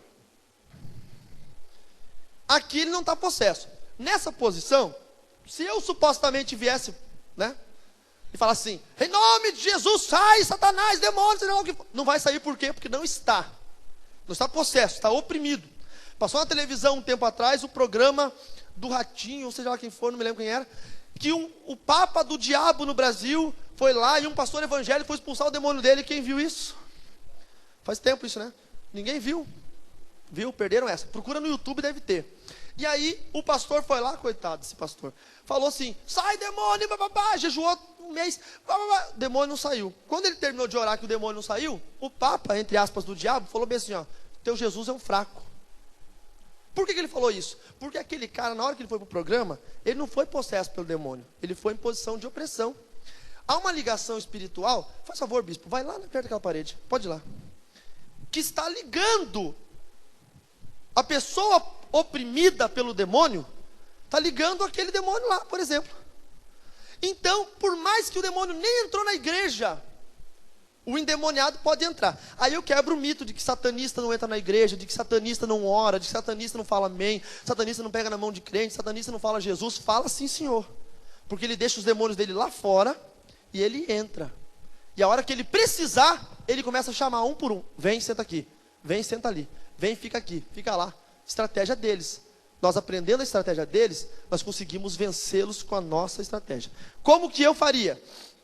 Eu falaria bem assim, em nome do Senhor Jesus, eu ordeno, a autoridade é minha em nome de Jesus. Mateus capítulo 10, verso 1. Eis que te dou autoridade sobre todos os espíritos malignos, para os expulsar e para curar toda sorte de doenças e enfermidades. Deus me deu a autoridade em nome de Jesus. Não é assim, Jesus tira o demônio dele. Não, em nome do Senhor Jesus, eu ordeno a todos os demônios que estão contigo e que estejam escondidos em algum lugar fora desse recinto, que venham agora aqui, em nome de Jesus. Aí o demônio vem, porque ele é obrigado a obedecer o nome de Jesus. Quando o demônio vem, eu faço a minha segunda oração. Você vai agora entrar na posição de opressão, de possessão maligna e vai manifestar. E aí o demônio vem e manifesta. E aí eu falo, agora você vai sair do corpo, da vida dele, da casa, da família, do casamento, em nome de Jesus. E o demônio vai sair em nome de Jesus. Automaticamente a lacuna espiritual fica aberta. E aí o Espírito Santo, que conduz o meu ministério, o teu ministério, a tua igreja, vai falar assim, vira e pega ele na mão. E aí o Espírito Santo volta e segura. Aquele que outrora era endemoniado vai estar liberto pelo poder do nome de Jesus. Eu lembro do gadareno. Vocês lembram do gadareno? Jesus expulsou os demônios, ele já foi lá, botou uma roupa, ficou bonitinho, penteou o cabelo. Por quê? Porque automaticamente o Senhor voltou e tomou conta da vida dele. Aí é questão da igreja discipular, treinar, enfim, cuidar dele para poder permanecer na igreja. Mas é assim que acontece. Amém, queridos? Vamos dar uma salva de palmas a Deus, louvando pela vida dos pastores, dos irmãos. Podem voltar para os seus lugares.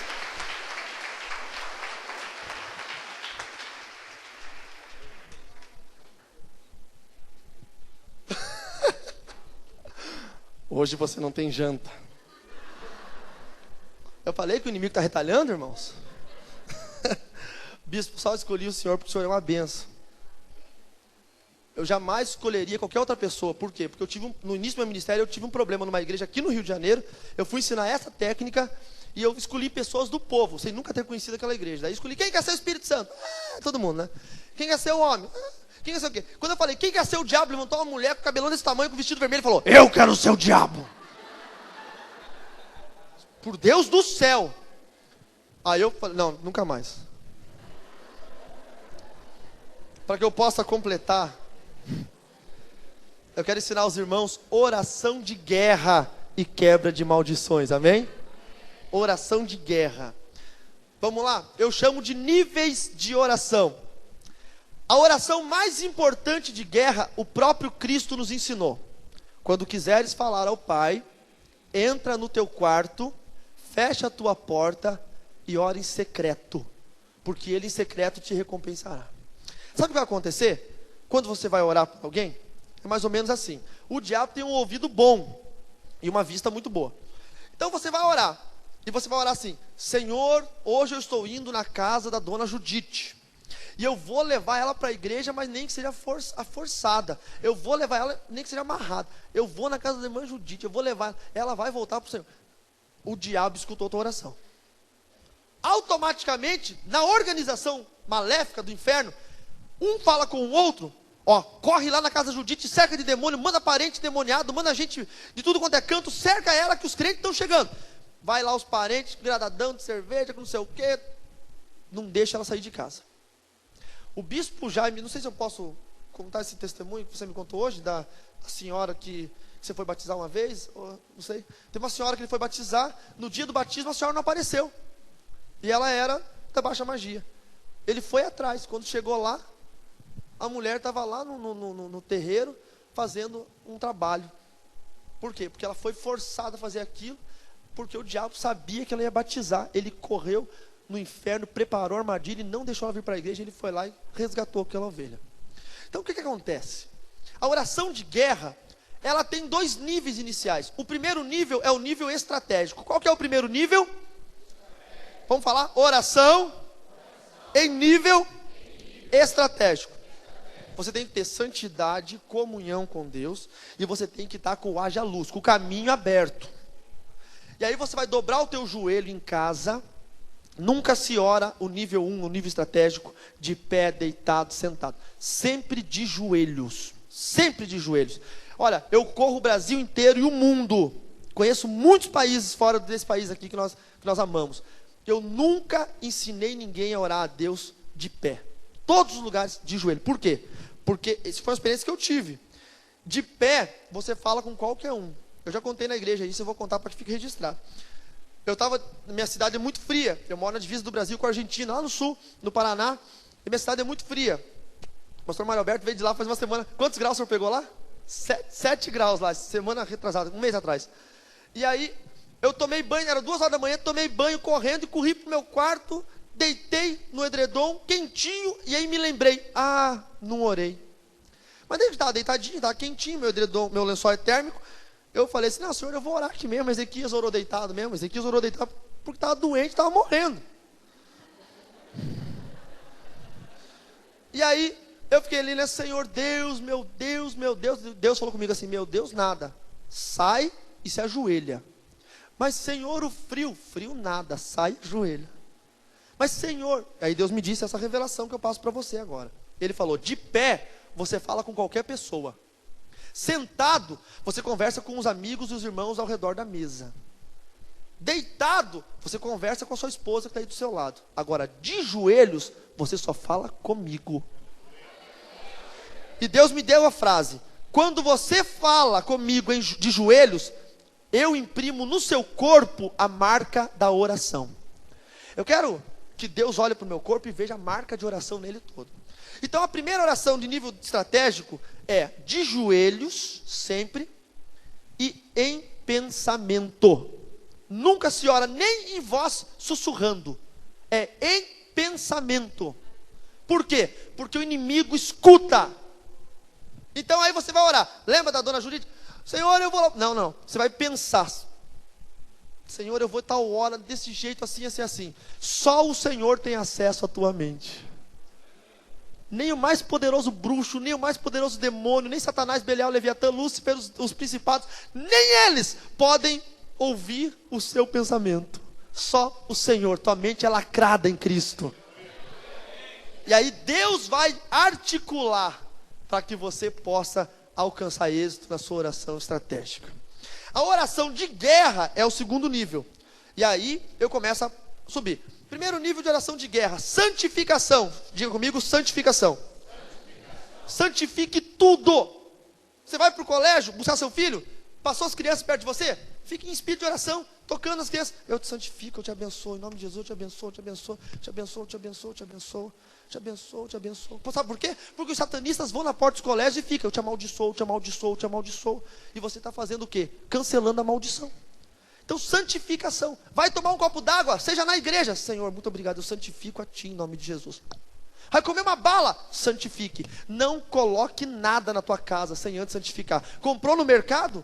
Coloque as sacolas no chão da sala, da cozinha, onde for.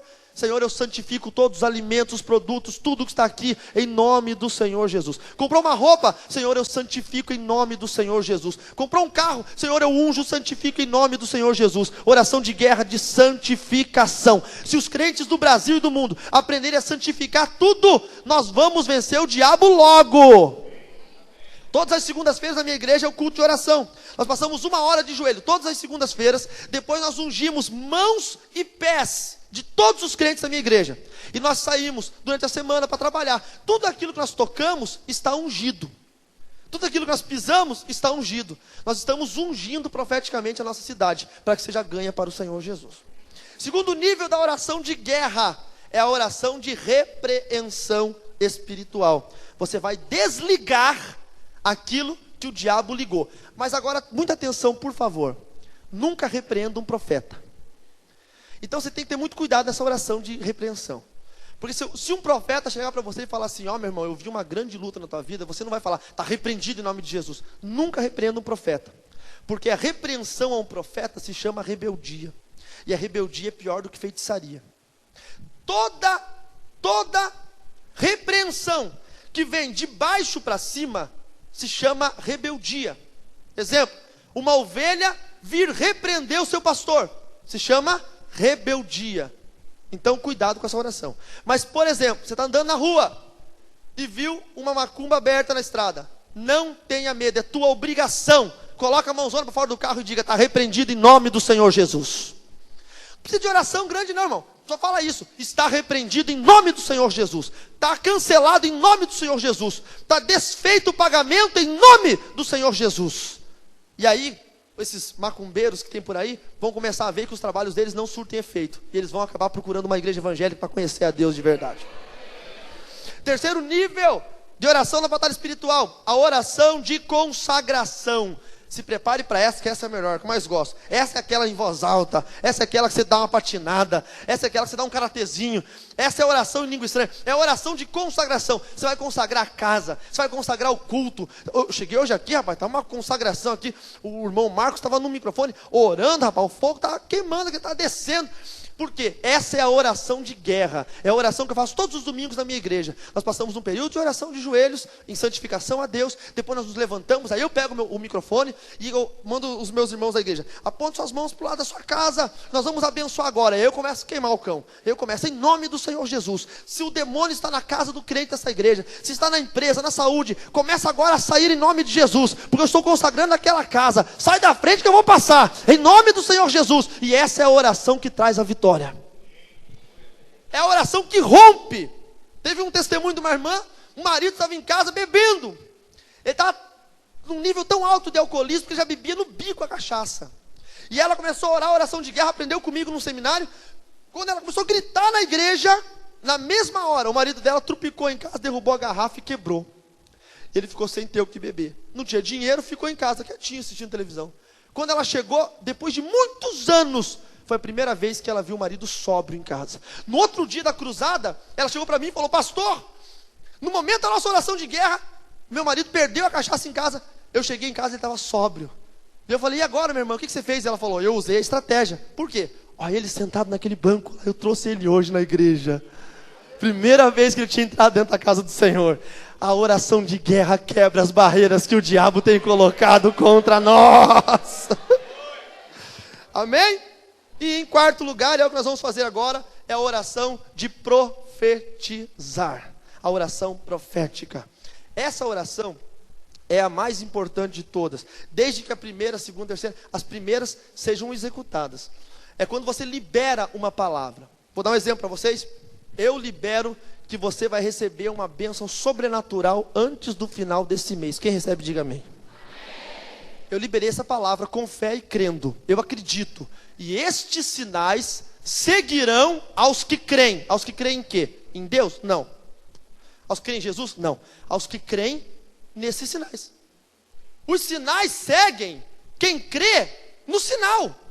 Os milagres seguem quem crê nos milagres. A estratégia aparece para quem crê na estratégia.